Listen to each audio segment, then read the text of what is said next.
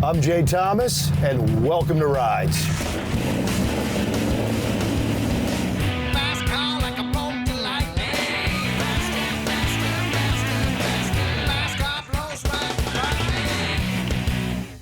Myron, wow, that is gorgeous. Lady Blue.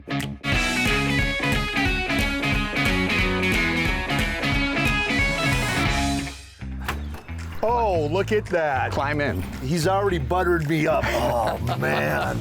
Oh, my God. This is beautiful.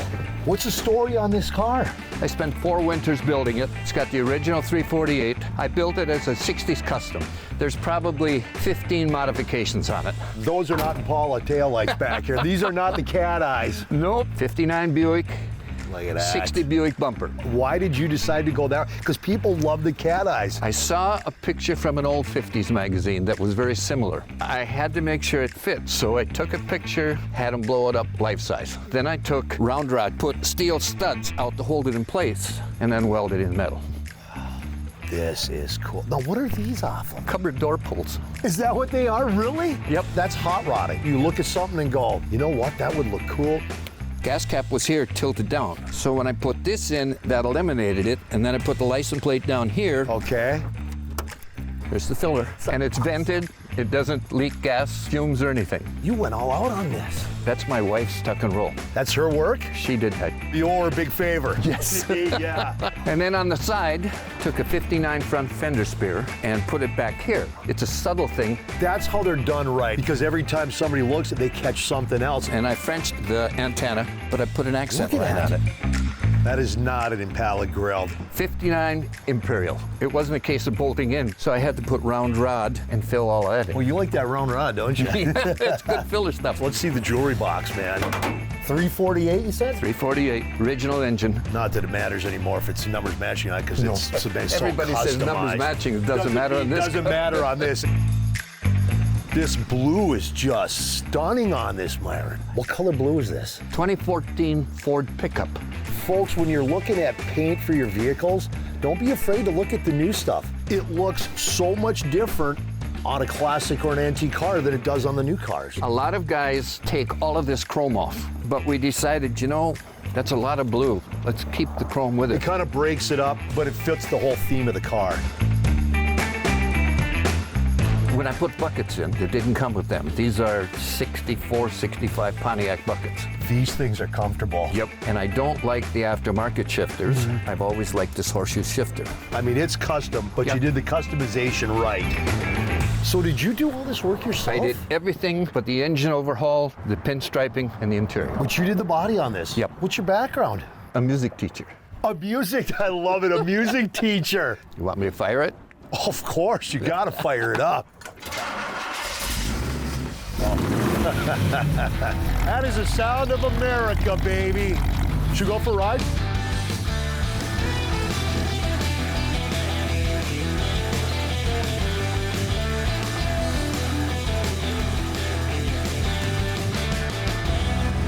That's a trip back in time right there. What a ride. The smell, the feel. You are a talented man. I'm blown away. Thanks so much for sharing your story. In what year was the Impala offered as a separate model, not the first model year? 1957, 1966, 1962, or 1959? The answer when we come back. The Impala was first offered as an upgrade trim level option package on the 1958 Bel Air convertible and two-door sport coupe. The Impala became a separate model in 1959, and it was gorgeous. Dave Good to see you, Courier, buddy. Mr. Cannonball. How the Cannonball works, it is the most grueling motorcycle race there is in the world. The real honest mission of the Cannonball was a 100-year-old motorcycle. There was 45 guys and they wanted to reenact Cannonball Baker. And Cannonball Baker is a guy that rode bike across the U.S. in 13 days. Now it's a big event. Yeah, we did 4,000 miles in 16 days, 11 states, and what a ride. Toughest grind you could ever imagine. And he won it all. You won the whole thing, #1. It's an amazing story. I can't wait to see it.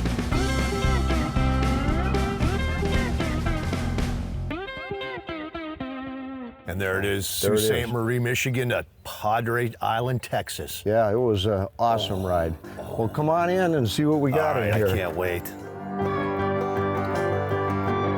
Oh, this is great. Wow. Well, this is where I do the builds of the Cannonball race bikes. Wow. This is awesome. What do we have here? That is the 1911 single-cylinder atmospheric valve Cannonball 2021 winning bike. That's right there. it right Yep. there.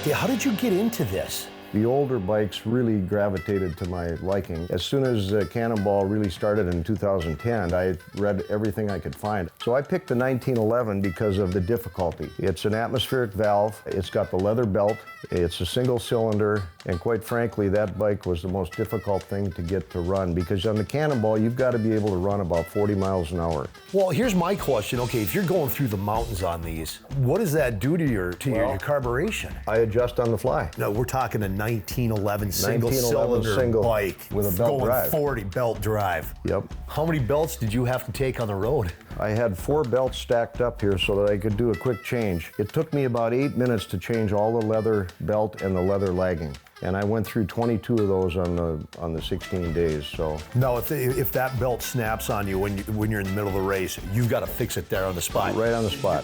How the Cannonball works is in the morning I get up and I get the map. This is the map on how you navigate. So how are you supposed to control this and look at this? The first thing the rider does is pick your fuel stops. And then as soon as you have all that logged in, you go to your bike, you put it in here, and this scrolls. So as you're moving along, that's how you actually navigate the Cannonball. I think I have this same Google system in my truck, man. I can't imagine every morning the butterflies, because you have no idea until you get that map, and even then you're going, okay. You have no idea what terrain, climbing, weather, you have no idea where you're headed. The thing about the map is, if you miss a turn, you have no idea where you're at. You can't use a GPS or anything like that. That's against the rules. If you get lost, you go back to your checkpoint where you know you were right, and then you reset your odometer and then go again. So how long are you on the road each day? 7:30 to 4 to 5:30. Okay. It's a long day. That is, and again, on a 1911, that's got to be rough on the body. That's a tough ride, let me tell you, Jay. That's quite the arse pad there. I don't blame you. After a day riding of this, it was a little tough walking. It's a tough bike to ride. The handlebars are way back. You have to pedal it to start it. Basically, the bike is the most difficult bike to ride. Did you have a lot of breakdowns, or were you really surprised at how well it took the 4,000 plus miles? We did a tremendous amount of testing on this bike. We really had it dialed in. The only thing I had go wrong is 2 days before the end, I lost a coil. Well, as a good Cannonball, you got a coil here, you just pull it up, you pull the wire down, put it on the spark plug, and away you go. So, you know, I had all those things in my mind. My biggest fear on the Cannonball was a flat tire, because that's tough to change. Yeah, you don't have one strapped on your back. No. But after doing that first one, Dave, that's got to make a huge difference when it comes to knowing what to have with you. And you really know what's going on in the motor. This is a spine shaker, kidney buster. Now, what you're wearing, is that what you wear on the ride? This is basic Cannonball gear, folks, and I do have the old helmet. This is the way it really worked in the old days. That's really not a good brain bucket. That ain't gonna do the job, man. That's the way it looked in the old days, Yeah. but for modern day, we do wear a helmet. So you guys gotta take us on.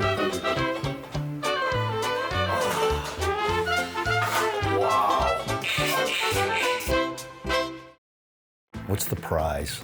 So the last 9 miles, we rode with a police escort across the long bridge of the South Padre to the convention center, and there wasn't anybody there. You had to be goosebumps. Oh yeah. And we got about 1.5 miles from the finish line, and the director on a modern bike slides up, hands me the checkered flag. He says, "I think this belongs to you." Even I'm getting goosebumps, man. Across the finish line, and that was the bronze prize that we got, which was unbelievable. How coveted is that trophy? It's pretty cool. Yeah. You know, it couldn't be more fitting. It's a single cylinder. I mean, it's got the guy, he's got the map, he's got the old boots. How heavy is that thing? It's heavy. I don't even You can want... pick it up. Are you... It's insured, don't worry about it. Holy, are you serious? It's heavy. Oh, I think I messed my shoulder up. this has been fun. You have a passion for it. What we're gonna go see next is what? It's Dave's gas station. And basically, I keep my extra bikes there and a few other little things. Can't wait. We'll see you at Dave's gas station. Let's go. If you rode your motorcycle 1,000 miles in a 24-hour period, who might award you a patch commemorating your accomplishment? Long Riders Association, Buns of Steel Association, Iron Butt Association, or Ride Hard Association? Iron Butt Association has several sanctioned rides. In order to get that patch, you got to provide proper documentation of your feat, and I know people that have done it, and it is a feat. All right, so we're heading into the lakes area in northern Minnesota, and we're going to see the other shop that Dave Courier has, Mr. Cannonball himself. I can't wait to see what else Dave has. Check this out. This is going to be a good time.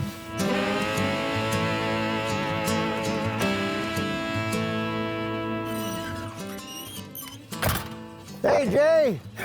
I made it. You made it. Welcome to Dave's gas This station. is unbelievable. Oh, look at you, man. You got that. Yeah, man, this is cool. So this is kind of my little getaway man cave, and it's my little shop. We're going in? Yeah, let's go in and take a look. After you. Oh, oh yeah, dude. Oh, I don't know where to start, man.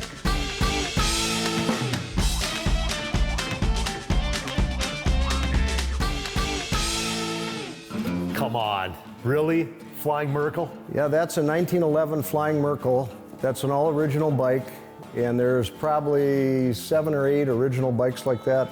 Wow. And the Merkle was really an advanced motorcycle for its time. What set them apart? The way the whole motor is assembled, mechanical valves, the bike itself was about 1,000 cc's, so it's a big engine for the day. Yeah. What do we got up on the stand? That's a board track, and the thing about the board track racing is it started out early, and what an aerodome board track was a wooden circular racetrack. But the unfortunate thing about them is they were made out of wood, and they were banked corners, and they had a lot of fatalities. So the Motorcycle Association stopped allowing the board track bike on the wooden boards. So that's how the flat track came to be. Then they moved to the dirt. This is an original 1913 Harley single. This is the one that's untouched. This is untouched, 100% original, even to the box behind the seat. I will never ride this bike. There are Harley folks watching this right now, even if they're not Harley folks, but they're collectors. It's the Holy Grail. You can still see the Harley emblem and some of the striping on it. Oh. So I kind of like that old stuff. It grows on you. This is probably my nicest original bike. This is my #1 bike of all favorite. That's a 1948 WR race bike. Gorgeous. And that was my dad's original bike. And he actually ran the flat track circuit in 3 states. We got the bike back, we restored it, and it went through 9 people. And the bike came for sale. So I went to Minneapolis. I'm sitting in the front row, and there's a guy next to me. He said, "What bike are you bidding on?" I said, "The next one coming up." "Really?" He said, "That's the one I'm looking at too." Uh-oh. He said, "What's your name?" I told him, "Dave Courier." He said, "Is that your dad's bike?" And I said, "Yeah." So the auction starts. Well, the guy next to me gets up, goes up on the stage, talks to the auctioneer. He puts the mic down. He came down in the front row, got right in my face and said, "Are you Dick Courier's son?" I said, "Yeah." He goes back up and he says, "Ladies and gentlemen, we're taking the reserve off this bike. We're going to sell it." And he's looking at me, bid. And so finally I put my hand up like that, and he took the gavel and he went, "Sold." He just cut everybody off. Oh, what a guy, man. And he said, "Ladies and gentlemen, this is Dick Courier's son. He's going to tell you about his dad and the 48 WR and the race bike." So we got the bike back. My dad had not seen this bike for over 60 years. So the first thing he did is he walked to the bike and he went underneath the transmission with his hand, and then he went around to the other side and he rubbed the frame rail. He said, "This is my bike." And I said, "How do you know?" He said, "Because underneath on the transmission there's a crack and I welded that, and the welding is still there." This is something else. Well, I got to tell you, Dave Courier, it's guys like you that are keeping this sport, this hobby, this thrill alive. Thanks for being on Rides. You're a great guy. Stanley Halewood had some of the most renowned wins on a racecourse run on public roads. Where is that racecourse? Is it France, Spain, Sebring, or Isle of Man? The answer when we come back. At most tracks, the mark of a racer's having cornered aggressively is severely worn knee pucks. On the Isle of Man, it's scuffs on the rider's helmet where he's brushed against the rock walls. All right, man, we're gonna check out, I guess it's a Kanzler? This will be a first for rides. We're looking for Ken. Ken. How you doing, Good to man? meet you. Jay Thomas Rides. How you doing, brother? What do you think? I have never seen one of these before. Very rare. So It's a a Kanzler. Kanzler. Yep. K-A-N.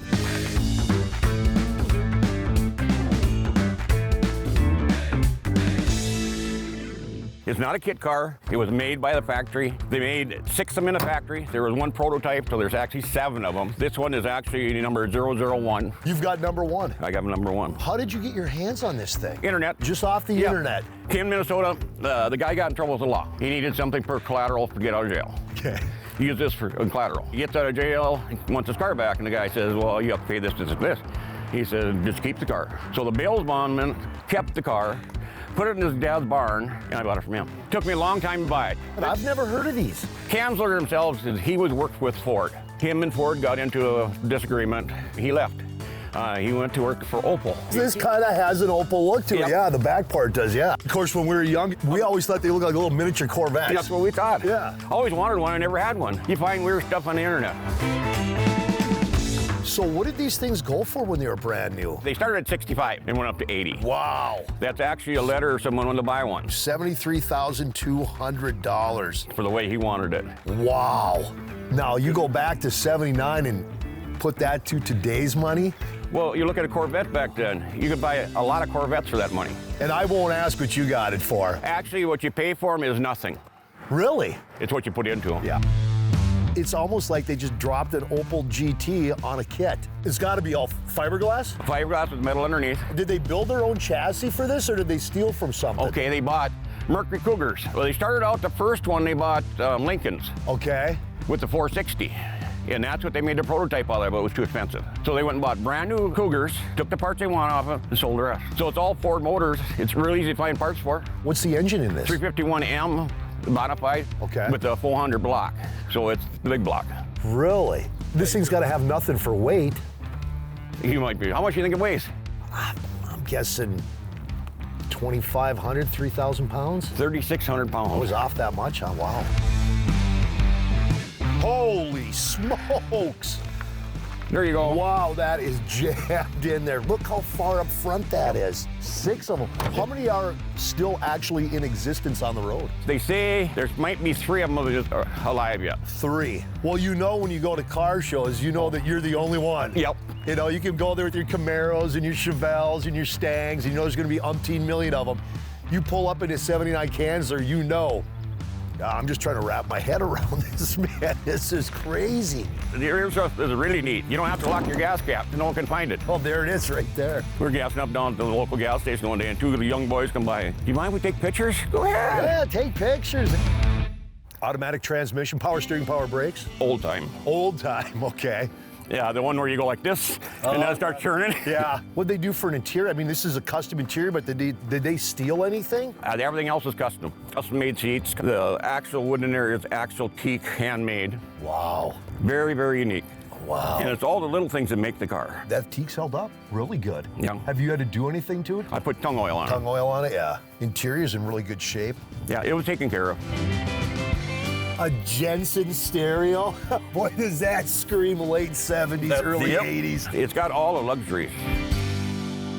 No, are these the actual wheels that came with Yep. the car? They came with true spokes on them. But everything flows together.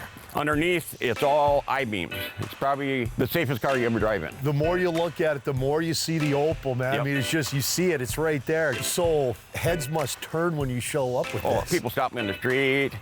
When the guy brought it in, he brought it in an open trailer. He got stopped twice before he got to my house. 1 of 6, and you've got VIN number 1.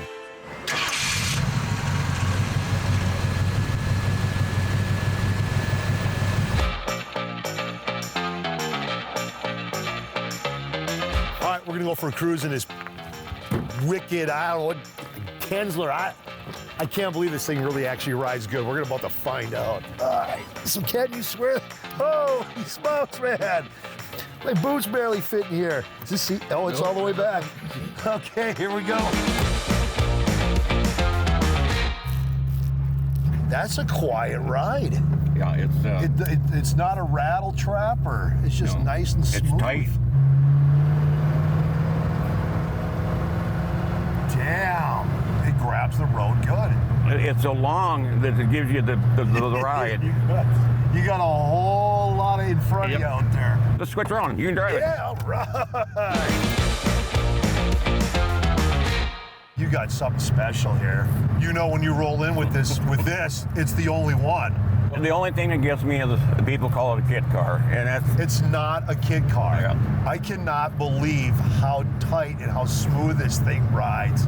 This is a smile on the face, people. Until you send pictures, I have never heard of one of these. Yep. Never seen one. it's just very unique. There is just not a rattle in this car. We put on a lot of work to it.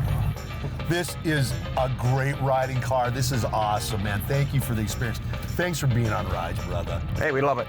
This thing drives amazing. I cannot believe it.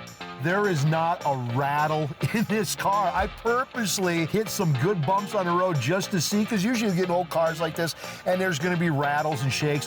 This car does not have one rattle in it, and it rides like a Cadillac, and it's a 1979 Kinsler. This is fabulous.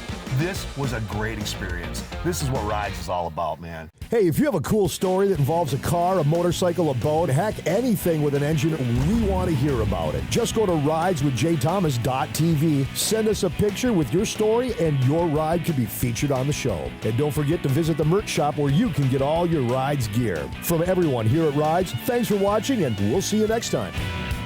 Liking this, man. Yeah, for about 10 minutes. Yeah, exactly. I don't even think I'd make it 10 minutes. But you're right, yeah, your handlebars, I'm telling you.